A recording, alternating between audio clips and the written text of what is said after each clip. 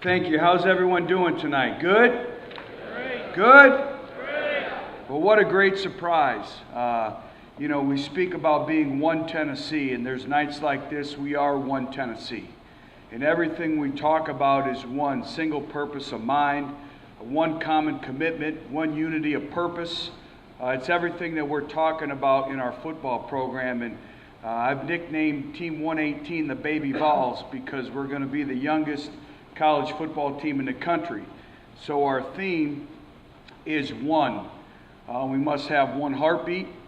We must have one common commitment, one unity of purpose, one mindset, and we must live the moment each and every day. Every moment is a teaching opportunity because 3/4 of our football team have not even been through a college football season yet.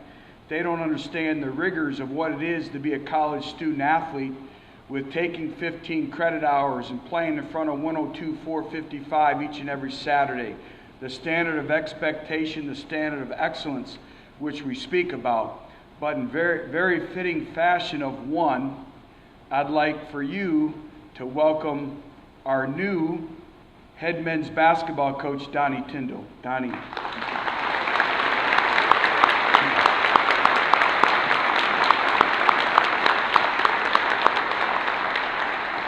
And I want to tell you, this was not planned. I had no idea. And I'm going to have to coach him. I'm going to have a little talk with him. What in the world would you do to come listen to Butch Jones talk? You could be doing much better things. But Coach Tyndall has been a tremendous resource for me. Everyone asks me about him. I say he's a football coach. I love watching him coach. Passion, energy, and to me, that's what life's all about, is passion and energy. But I want to thank you for the opportunity to be here tonight. I have great respect and admiration towards the Boys and Girls Club.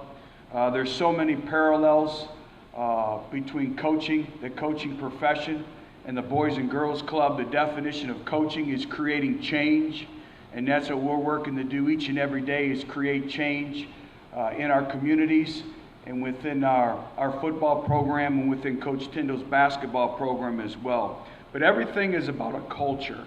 And this year, every year, the great thing about coaching is no 2 days are ever the same. You know, when you're dealing with 17 to 22, 23-year-old individuals, you're a father to 110 of them. And so no 2 days are ever the same. No two football teams are ever the same. No two football seasons are ever to change. And that's why we call our team Team 118. It's the 118th edition of Tennessee football. But I did learn a lot from last year. And I grew up the son of a chief of police. My father was my hero for 30 some odd years. I'm actually looking forward. I'm going back to Michigan, and on July 2nd they're going to dedicate a park in my father's name. And to me, I'm really looking forward to that. But he taught me all about the studying of human behavior and what makes individuals tick. And losing is a disease, and we've had some ills. We've been sick a little bit. And what happens is people become indifferent. They start to feel that the organization is set up for their own direct benefit, and they forget what the sole purpose is. Complacency sets in, and you become indifferent. And we had to work to break that culture and change that culture. And, you know, our football team, I used to think of it as the 90-10 rule, is 90% of your organization does the right things and 10% you're trying to change, and 90% of your time is spent on the 10%. But really, in today's world and society, it's 80-10-10. Is 10% of your leaders, 10% are trying to find their way, and 80% can go one way or the other. And 80% makes up the bulk of your organization or your family or your football family. And so that's what we've really stressed to. But the great thing about being a head football coach or a head basketball coach or a CEO of any company or a manager is you get to paint the vision for what you want. You set the vision. You set the standard of expectations. And those expectations will never change. That's why I think I broke the record today of signing bricks, and I love it. But every brick is symbolic of every person within our organization. and we use a term called all aligned. Everybody has to speak the same language, whether it's our janitorial staff, our secretary staff, our recruiting department, our coaches, and everyone says, how are you recruiting the way you're recruiting? We have the best resource going. It's people, and we're all aligned. Everybody speaks the same language. And so I think that has really, really helped us. But really, you keep hearing me talk about culture, but it's a standard of excellence. It's our mental and our physical preparation on a daily basis. And it's pride. It's pride in our performance, both on the field, off the field, in the community, in the classroom. You know, we talk about the greatest thing you have in life is your last name. Your last name is your personal brand. What does your last name stand for? And we talk to our players, every test you take, every paper you write, every quiz, every exam, you sign your name to it. That's your body of work, just like in the strength and conditioning area, just like in the weight room. Sign your name to excellence. They did a study, and they asked individuals what their worst fear was in life. And it wasn't dying. It was living a life of relevance. And we're all living a life of relevance just by being here tonight with the Boys and Girls Club. And everything is about being relevant. And it's investing in your greatest resource, which is people. I love to study successful people. Well, today Peyton Manning comes back. What a better resource to study than Peyton Manning. So Peyton Manning goes out to throw with our team today. And I can't watch him throw with our team because there's a football and there's NCAA rules. But I watched him warm up. And even in warm-ups, there was a purpose in mind by the way he attacked the warm-up. And not only was he attacking the warm-up and improving physically, but everything was mentally. He's in his warm-up and he's pointing out things like he's in pass protection. Everything has a reason. So I'm in the car, and finally, I know they're done throwing, so I'm thinking now he's probably going to go relax. So I call him, and I said, what are you doing? He goes, well, now I'm getting a workout. And to me, that's what separates. Great individuals have an edge about themselves. And I talk to our coaches every day, what makes you different? What makes us the best coaching staff in America? What makes you the best secretary? What makes you the best custodian? What makes you the best coworker? What's your edge? And I talk to our team all the time is you have to assume two things when you're working to beat your opponent. One is that they're as smart as you, and two, they work as hard as you. So if they're as smart as you and they work as hard as you, what's going to be your edge? What's going to make you different? And we talk about that all the time.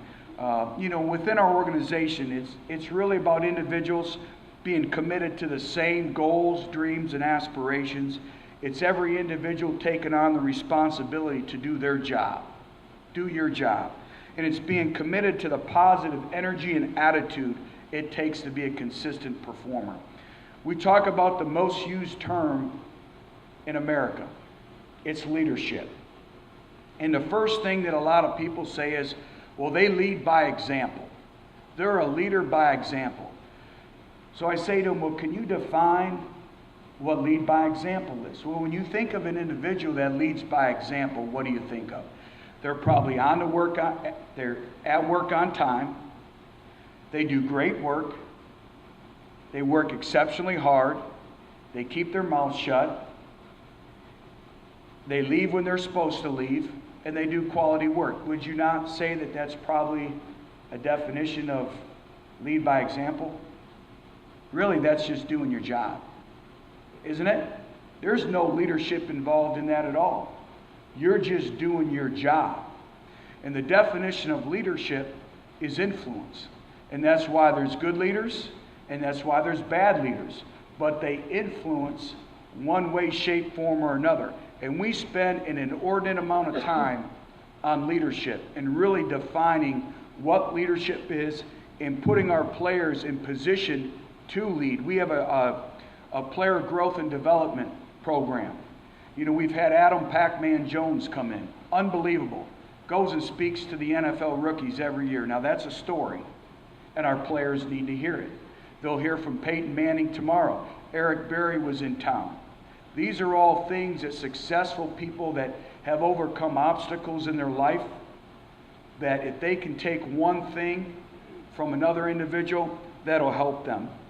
But when you think of all these individuals and successful people, there's one common trait that comes to mind when you think. And I'm going to give you, I'm going to explain it to you. It's a nasty, foul-sounding word. We don't like to hear it. And we think of it as a corrective device, that it's only for individuals that need corrective action. And that word is discipline. But the truth of the matter is we need discipline in our lives each and every day. And discipline is doing the right thing when nobody's watching. Saying no, the power of choices. I tell my kids, I have 3 boys, 17, 13, and 7. I tell them all the time, and I tell my 110 other boys this, is that it's the power of choices, and we call it the 1 second rule. And 1 second, your life can change. Can change. One poor decision, and it changes the outcome of your life each and every day.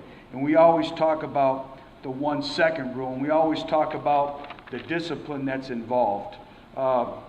When we also talk about leadership, you know, we all think of the great leaders or the leaders within our companies or organizations or our football teams and the Boys and Girls Club, and there's 3 things that the great leaders must do. Number 1, they have to be able to command. They have to have a command presence about themselves. This past weekend, we had a group of Navy SEALs and military personnel come in and train our football team. And it was unbelievable. And they started off in a classroom setting, and then they went out to the field, and then they were in the indoor at 5 a.m. the next day. And everything was about shared adversity and leadership and how you communicate. And we found out our team couldn't communicate. There's a different language when you get on the battlefield. And we talked about good teammates and good leaders. And we talked about the difference between friends and teammates. Friends you go to the movies with. Teammates you go to battle with each and every day. And there's a difference. The vernacular, the way you express yourself, maybe in the locker room or outside the game, is different than when you're in the battlefield. You have to make battlefield decisions, and you have to be able to communicate. And it was really, really healthy for our football team. So the first thing is command. You have to be able to command and give directions. You never tell an individual what you don't want them to do. That's why we never say don't fumble. We say TCB, take care of the ball. Because what happens is it's called auditory exclusion. It's just like the Michigan game when Chris Webber back in the day called timeout. They yelled from the bench, don't call timeout. And he heard timeout. So you only hear different things. So it's how you present everything. The next thing is you have to be able to coach. You have to tell them what you want. There's a difference between a teacher and a presenter. And teachers teach. They find ways to stimulate their students. You know, no 2 individuals are the same. What are their hot buttons? What makes them different? And you have to understand. And then the last thing is you have to be able to mentor. And most of your time as a leader is spent mentoring. They say when your employees stop bringing you their problems, you've stopped leading. And I have to remind myself of that each and every day. But, you know, we're in a generation today, and I'm going to share some things with you. And they always talk about this generation. This generation, it's different. It's different. It's different. And I'm to blame. I'm a parent. I'm part of this generation. The kids aren't the same. The parents are. It's like the military said. We get individuals who enlist, they're the same type. And when they go through our training, they come out the same way. And what we found is there's 2 types of parents. The first parent is trying to pave the path for the kid. Or the other parent is trying to prepare the kid for the path. And there's 2 totally different ones. I'll repeat that again.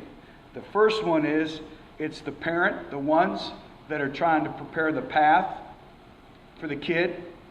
are the ones that are trying to prepare the kid for the path. And you look, when we grew up, we didn't have cell phones. We didn't have anything. You know, our parents, we'd go out, we'd play, we'd ride bikes, we'd shoot baskets, we'd play baseball, and then we knew when dinner time or supper time was, and we were in. You know, and if you look at this generation, it's Generation Y, but it's really Generation IY. Where does the I come from? Well, it comes from cell phones, iPhones, iPads, iPods, iMovies, selfies. I learned a new term the other night. A group of people, when they take it, it's called a groupie. So I learned that. But in this generation, I want you to think of this, of the kids' world today. Okay? And just think of this. Speed. Everything is speed. Fast, fast, fast, fast, fast. So what do they learn? Slow is bad. Well, I'm here to tell you, we will win at the University of Tennessee. You can put my words behind that. The only thing is time.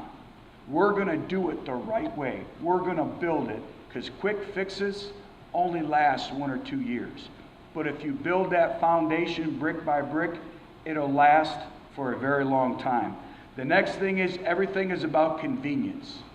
Convenience. How can we make it easier? Easier. So what happens is, in their mind, hard is bad. Okay, has anybody been kind of intrigued by this? Has anyone heard about the Singapore math? Okay, and excuse me if I don't get it all right, but math students in Singapore are the best math students in the world with problem solving. So we sent a group of educators over to Singapore to see how they're teaching the math differently. How come we're so behind in math and the individuals in Singapore are excelling? It was shocking. What they found out is they're teaching it the exact same way as we are. So then they give complex questions to the students in Singapore and the United States. And what they found out is in 37 minutes, our kids quit. They became bored and it was too hard. After an hour, when the test was over with, the students in Singapore wanted to stay after and figure it out for themselves. And that's a byproduct of the IY generation. They did a study again with teachers. The most used expression in our schools today is, "It's too hard." And I hear that all the time from my 7-year-old. My wife still has not spoken to me because my 7-year-old went to his baseball picnic, and he received a trophy, and they didn't win the championship, so I made him call the coach up and return the trophy. So the only saving grace is he did win the free throw contest at Coach Tyndall's basketball camp. And I called Coach and I said, did he earn it, or is that a charity trophy? And he earned it. But so when you think about that, convenience, hard is bad to them. The next thing is entertainment. They have to be entertained all the time. We go out to dinner and lunch, and they know how to operate my wife's cell phone, and they have to constantly be entertained. So to them, boring is bad. Dad, that's boring. Hear it all the time. Nurture. We nurture them. So what starts to happen is risk is bad. They don't want to take risk. And then the last thing is entitlement. You know, I got some 22, 23-year-old graduate assistants that think they should be the head football coach at the University of Tennessee. Everything is about entitlement. I spoke to 3 CEOs of some top 500 Fortune 500 companies. And they said now they're in the process of hiring praise consultants that deal with individuals that just graduate college. And they walk around all day and they pat them on the back and they tell them they're doing a good job. And so what happens with entitlement is labor's bad. You know, I want young coaches that sleep in their cars at night.